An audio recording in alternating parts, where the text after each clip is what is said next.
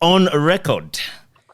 But first of all, can I say, Nana Debbie, it's such a privilege to have to talk to you after so long, And I think so. Yeah. Knowing that you're a person that I admire, and it's an admiration that comes not just from me, but from everybody I know that knows you. So thank you so much for your time.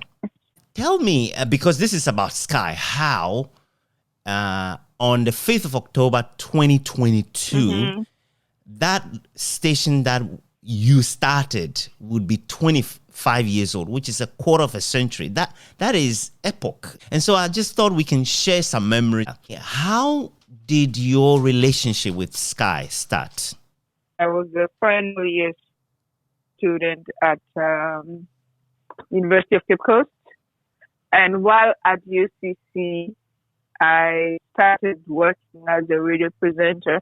And I think I got a bit known in the area and even beyond, because I had some people reach out to me for an Accra station to come and work with them.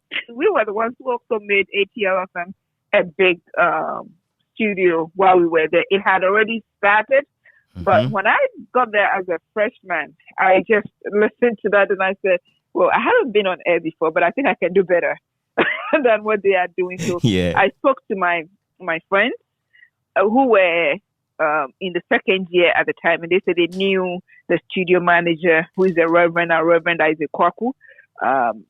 They introduced me to him, and he got me on air with another guy, Marcus. Marcus was big then on campus. So they pushed me into radio presenting. I say they pushed me because I knew nothing about the console, what to push and what to, how to mix anything. Marcus was always doing that for me. We did that for, I think, 1 year when Totobi Kwachi, who was an Atlantic Hall student while he was there. Minister of Information? Right. So he came for one of our whole weekend. He said, you know what, I'm going to make this a bigger thing for you. I'm promising I'll bring you a bigger transmitter. He was going to bring us one. He brought us one that could reach beyond Cape Coast. You know, at the time, what we had was a very small, tiny thing that reached only the UCC campus. At times, you couldn't even hear as well. So Totobi Kwati made us big. So we became known beyond Cape Coast.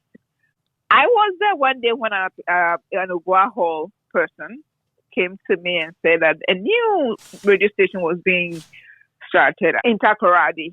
And he spoke to them about me, but they were so much interested in me, and that they knew it was going to be huge, and that I should just listen. You know, I had a stint with Twin City Radio too. When they were starting, I was there with them.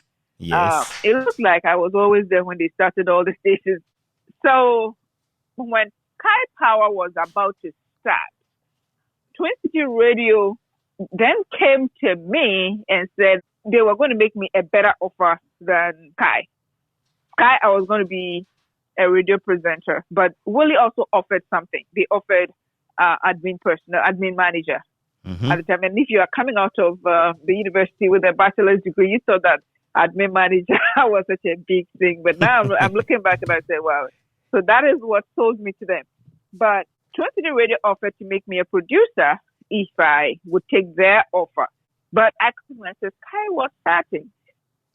I said it would be better for me to start with them so that I would be entrenched. It was going to be, and for me, I was going to do well with them, and I looked forward to growing with them. I had this friend, Jan, who was my classmate, and she approached me and said, Rana, I hear that the new radio station has hired you, but can you introduce me to them?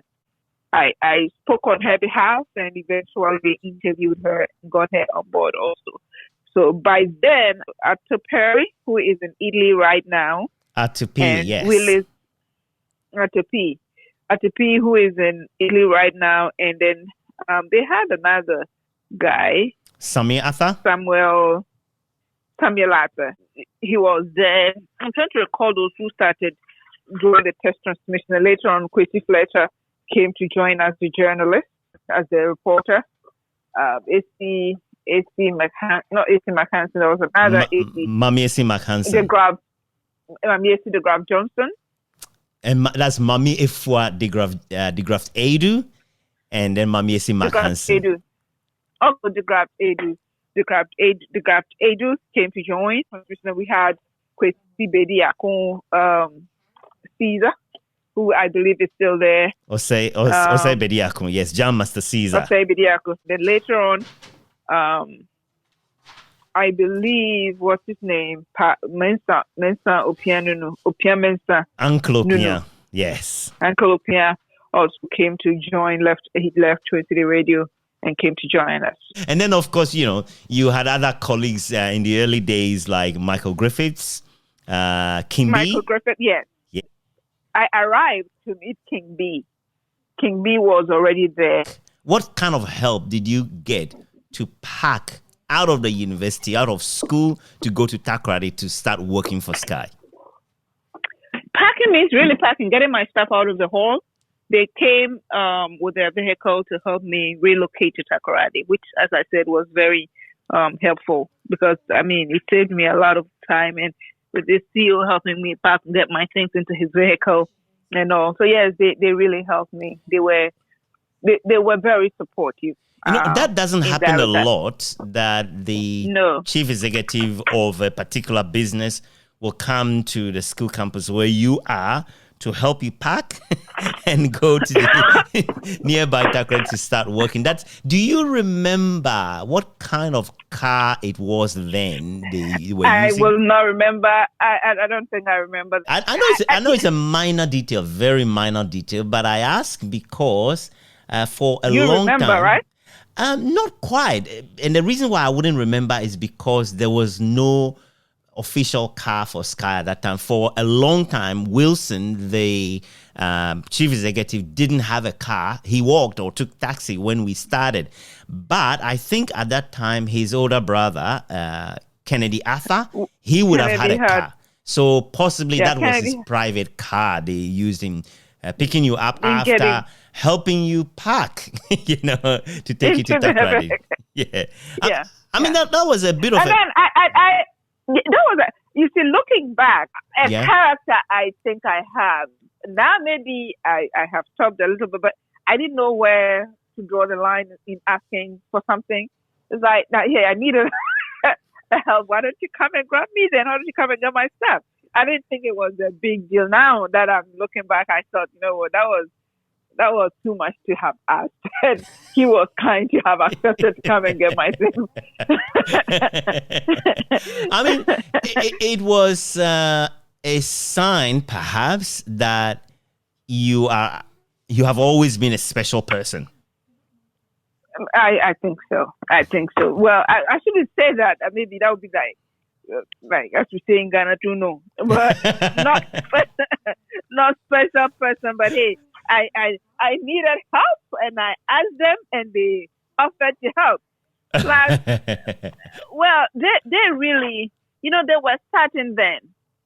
Yeah. The uncertainties of starting such a big venture, as Willie would say. And then I remember there was a big report on Willie in one of the newspapers. I don't know which one. I don't know. I think it was a Spectator, about how a young guy had come from the UK with 2,000 compact discs to start the station. And, look at the investment that was going into it.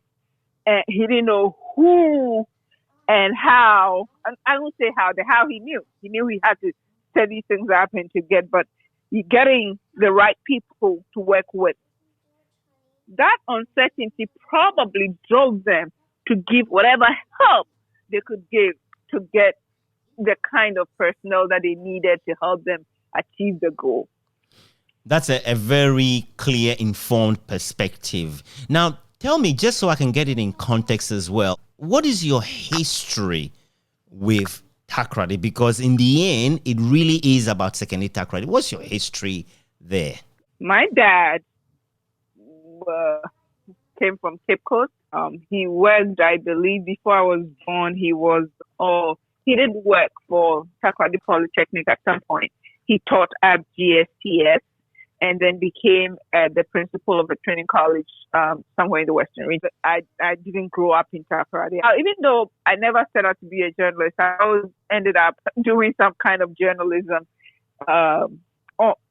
in my life. So as a national service person, I was posted to Western Star newspaper where Mr. Kwesi Mold was the editor. I came to do my national service there, and then I moved back to Accra until I started the University of Cape Coast. And then when they started the Twin City Radio, I was in Accra, I knew nothing about it.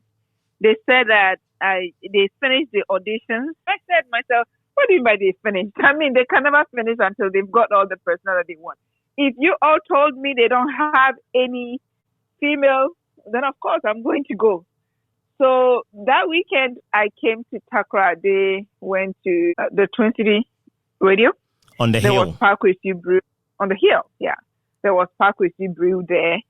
I just walked in and I said, yeah, you were hiring people. I didn't know you were auditioning, but I'm here to audition if you don't mind. That day, I was on air with them. He, Benji Kumasa, and I think Kwame Nseju, or Eric Sampson, I've forgotten. So I was there with Eric Sampson, Kwame Nseju, Jojo Graves Wood, and Benji Kumasa. They were the four guys, and I was the only female with them. And my dad was there. I didn't end up my dad's story. So he built his house in the center area, in the Market Circle area. So that's where anytime I was in Takoradi, I was. So my dad is there. My brothers and sisters, some of my brothers are still in Takoradi. So that's my roots as far as my dad and where he settled after he retired. And so it was always a happy place for me to come to. Right. And then the DJing for radio stations also became a connector for me from Twin City to Sky Power. How long were you with Twin City Radio? I stopped working for them right before I graduated, I believe. And that's because they were not paying me. When I went for the audition, Parkway Sea Brew said, oh, but you know, GBC doesn't hire students, part-timers. And then I think I said I can do it. That's what they said. I said I'll do volunteer or something. But then even if you volunteer, some of your expenses can be covered, right? Yeah. So I was coming over the weekends and on breaks, and I was just living off on the gifts that we were getting as far as income for me.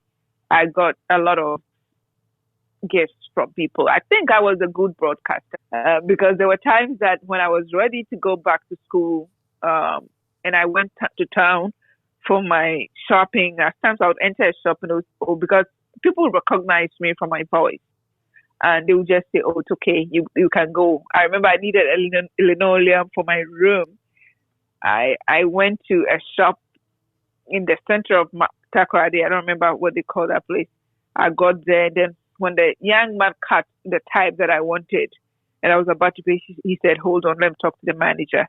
He went in, spoke to the manager. The manager came back and said, hi, Nana, how are you? We love your show. This is just a gift for you. And these are the little, just a little bit of how responsive Takoradi brothers and sisters were to me when I was doing what they thought was volunteering. So I did that. And then they launched it. And when they arrived for the lunch from Accra, all the big men from GBC from Accra came. They were excited. They came and they said, they were listening to us when they were coming. And when Kwesi Donko and the director of FMs or one of them said was that, oh, that's what the lady, she's ready for Accra. And I was excited to hear that. So I said, okay, now you're going to pay me then, right? Yes. They did not. They were not paying me. So, at Sky Power FM, I mean, it's got to be an honor for you personally and history that no one can wipe away. No one can airbrush that you were the first host of the iconic Jolly Breakfast Show. What were your early memories once you arrived in Takoradi as an employee of this new radio station that hadn't yet started test transmission? Because it's my recollection that you were there when the test transmission started. It was fun. As a young graduate, imagine graduating into a world of unemployment, but you get a job and you were so much in need or in demand that your employer or your prospective employers come to help you move to your place of work.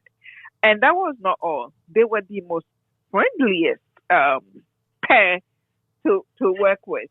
I mean, Willie and his brother. Willie always told jokes. He always told us multiple jokes a day. So it was relaxing. It was fun. I mean, I would just get up, and it was within a walking distance from my home. I would walk over there, sit down, we would talk and laugh and discuss stuff and go through the CDs to see what I could use for my morning show. Yeah. So it was fun. It was hopeful. It brought me hope. It brought me so much joy. The reception, there was so much anticipation because Willie marketed the station effectively. Remember, he was, I think he did marketing in the UK. So he knew what buttons to push as far as community and culturally to create a niche in broadcasting for his station. He did a good job at that. And I felt it as a new employee. When you went there, you would have met what I would describe as the gang that Wilson brought from Accra. Atupari, Sammy Arthur, King B, and Michael Griffiths. Michael came late. All this while I have forgotten about one big person, Rutai. Rutai, yes. He brought Rutai as well, yes. Yeah, and Rutai also brought his own style. How was he describing himself? The King's Bite Man, he used to call himself. He was like, before he arrived, Willie had said so much about him that I was expecting a thick, tall guy, and then Rutai came in and so quietly stood, and I said, "Oh, that's him." That's him. I like that. Right, and he was so impressive. He said, "I imagine to Rutai," because the women loved this program. He was just like on Trinity Radio. Benji Kumasa was like loved by a lot of all the guys. I think all the guys I worked with, they had a lot of following as far as women.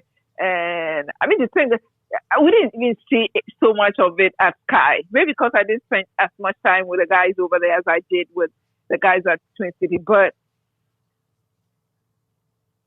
you could see how many calls they received and the number of taxis that came in, and those who walked on foot from the roadside across the hill to come up. Yes, Rutai was very popular.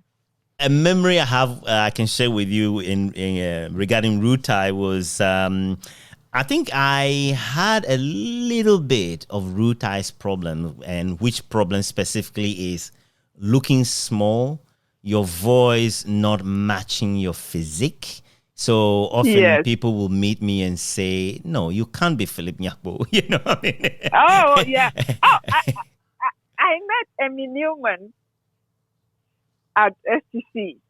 And I walked to her and I said, I think she had sent me a cassette to play for her. I just released a song. So I went to her and I said, "Hi, Miss Newman, I'm Nana Fynnba Davis." "Hey, I said, "Oh my God, that's so rude." You're so small, tiny. Well, turns out the three of us have the same problem. You are a tiny woman too. In fact, you remember Notorious RBG, and I mean Ruth Bader Ginsburg.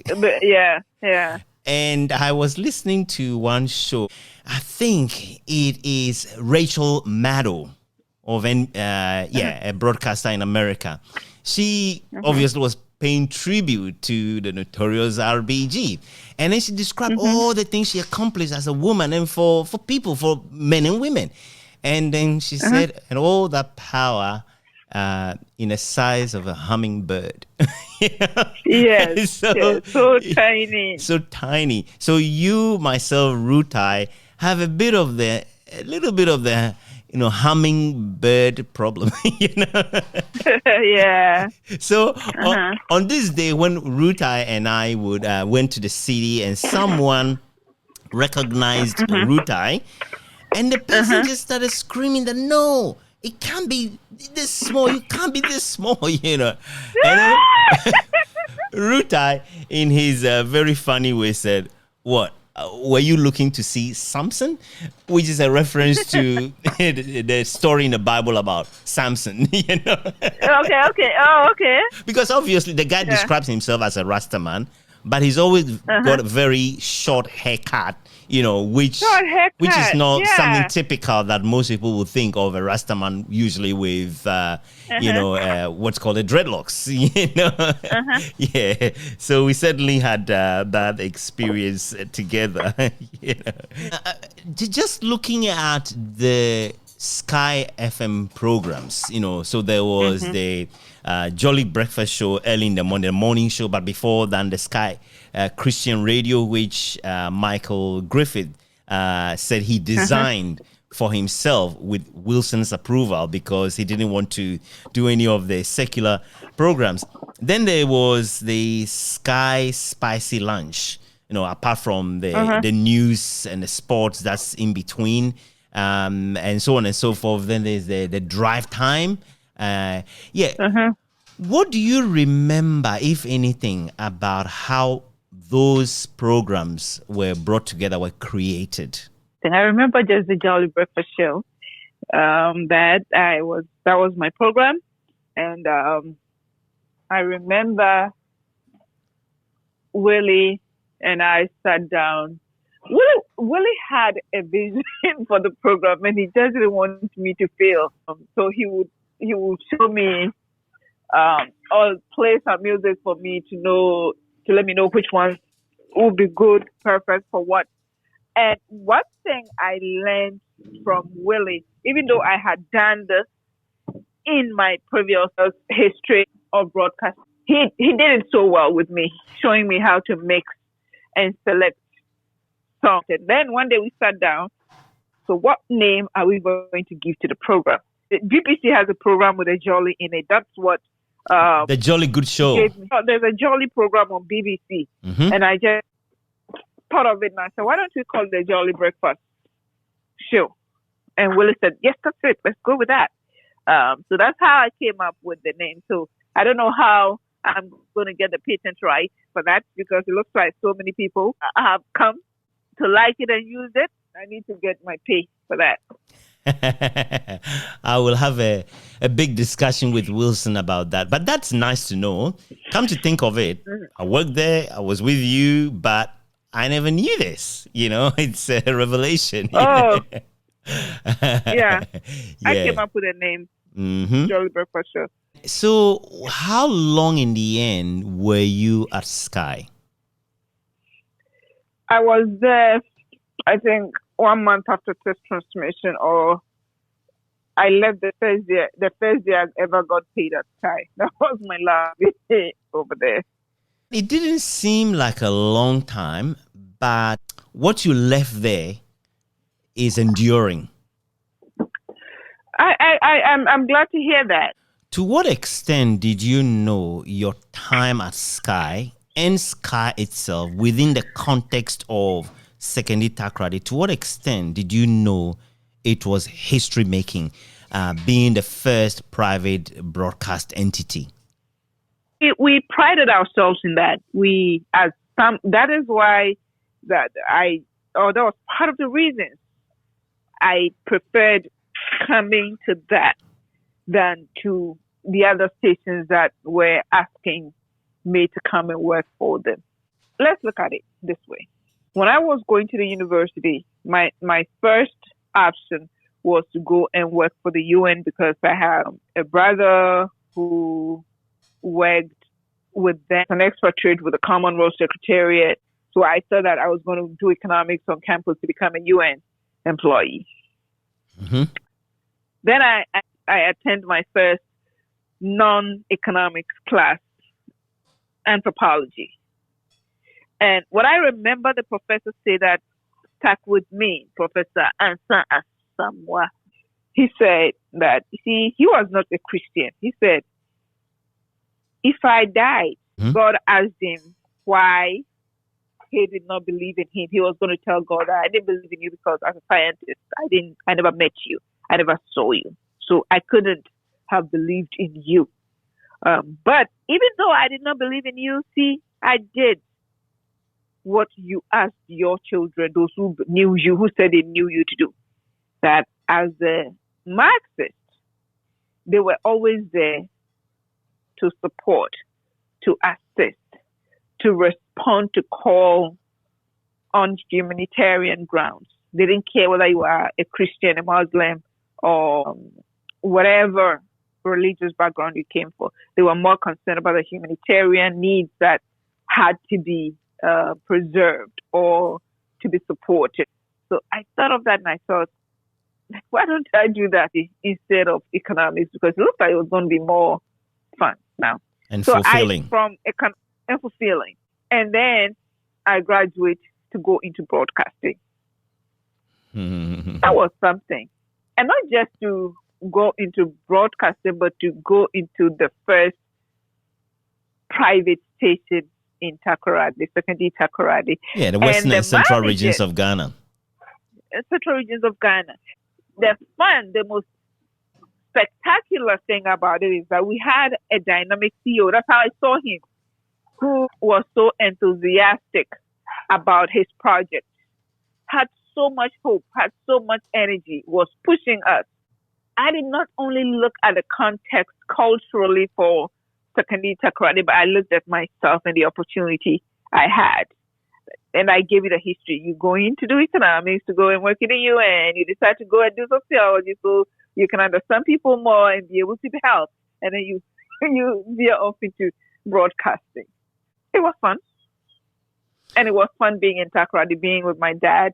Coming from Ghana, many Ghanaians and even Africans will be proud of your achievements, that what you stand for, the contributions you're making to humanity. But I just want you to tell me about exactly what you're doing now. But could you please just start from your trajectory after Sky and where you are now and what you're doing?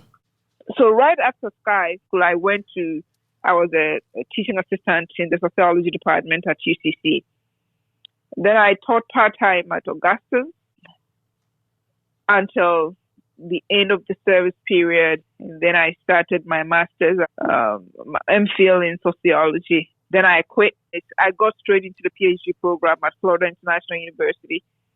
Then I finished after 5 years. And right before I finished, I started applying for jobs. I got about 2 or 3 and I chose Virginia State University. Initially, I'm like, okay, let me go. It's a small but old university. It was established in 1882. So my original goal was to be at this small institution, maybe 4 or 5 years, get tenured and promoted to associate professor, and then leave for wherever I wanted. But I came to love the school so much that I've been there for 15 years, full professor now. I'm chair of my department currently. I have worked on a number of projects that have taken me to Ghana and Nigeria. I was in Nigeria for 10 months as a Fulbright scholar, a number of awards. So that's what I'm doing, researching on human trafficking. I did projects with maid servants, got them back to their parents and sent them to Splendor. Some of them went back. But that's where I am right now.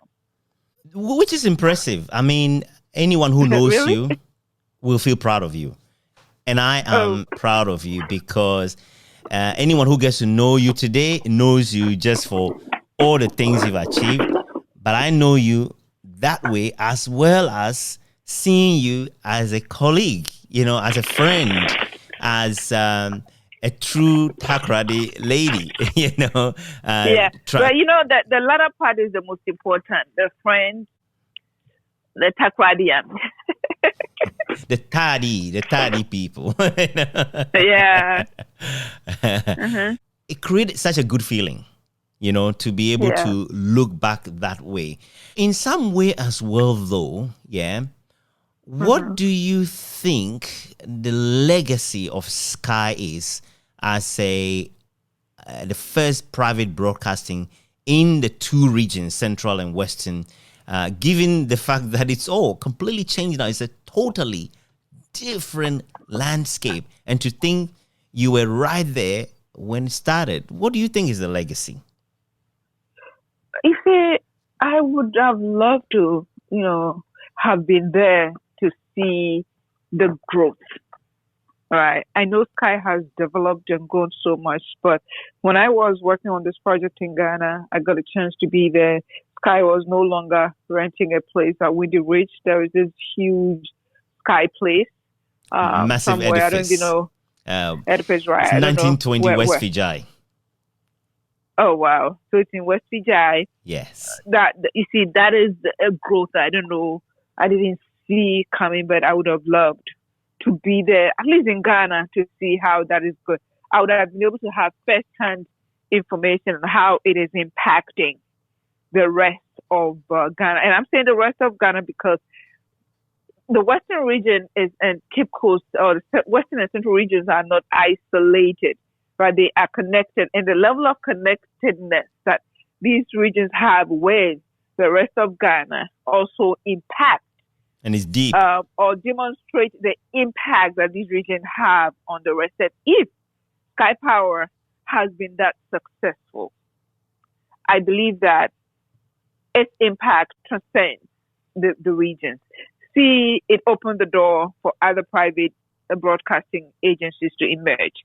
It created competition even for Twin City Radio. Remember, one signal of competition, as far as I am concerned, was when Twin City Radio heard I was going to work for Sky, that they sent someone to call me and let me know that they really want me to come back. And it was too late. It was already too late. Let's talk about impact on even the youth. And I know you mentioned Kofi Kinata, and I know that there are so many kids who may have been indirectly trained by Sky. It's not just Kofi Kinata we have, because there are those who have gone into broadcasting who have become bigger beyond the Twin Cities or the Twin regions. Let's talk about Ato Kwamina. Ato Kwamina was not there when I was there, but I spoke to him a couple of times while he was at Sky. And so we've remained in contact. I know my colleague from Atlantic Hall, Pakwesi, Prof, what's his name? Oh, okay. There was Kwete Kweno, whom we didn't mention. Kwete Kweno, Kwete Kweno also came from UCC, University of Cape Coast. Yeah, he was my colleague in the Atlantic Hall. Kofi Nyakpo, that's the person I was trying to mention, who also came from Abronoma. Yes, Kofi Nyakpo. Yes, Kofi Nyakpo. Kwame Jokoto is a massive star in Ghana. Right. So he's Sky has. Somebody told me who I was just talking to them and said, okay, Sky Power was a training ground for many big stars in Ghana right now. Look at Kojo Frimpong. I know that there were times that I saw Kojo Frimpong on TV. He was a very good presenter on TV3. Yes, and I believe a couple of other networks as well, and has won awards, national awards for his skills. And he even ended up in Harvard University, and he's back in Ghana. I saw he posted some graduation pictures. I believe I remember that when he graduated. It's a great thing to be part of, to create an environment that makes it possible for people to become aspirational in a positive way, but also to underscore the point that, see, radio is a unique industry. So it's not like a normal business where you own the business, you make it successful, you have the profit, end of story. No, the uniqueness is in the fact that it is made possible, the success is made possible by so many different people at different levels. And then the true owners of the radio station is the community. The person who owns it, as in legally, doesn't really matter in terms of its relevance. The relevance is in the fact that it is accepted by the community. The community accepts it to be deployed amongst them, and it grows with the community and becomes part of the fabric that creates this story. And especially in the context of Sekondi Takoradi, in a way, even without Sky, it will still be a unique twin city with its music, its culture, the people it's produced, like legends such as CK Man and Papa Yankson and so on and so forth. But bringing Sky into it, to weave Sky into it all, just creates a whole new tapestry to which we are, in many ways, both beneficiaries and also significant contributors. You put that in a better way than I could. That's so true. You asked some very important questions that I wouldn't have thought about asking if I were the one doing this interview. You did it so well. Because I didn't think there'll be much to talk about. Thank you very much again. And, out of choice, I like to call you Big Sister because that's how I see you. Thank you. Thank you so much.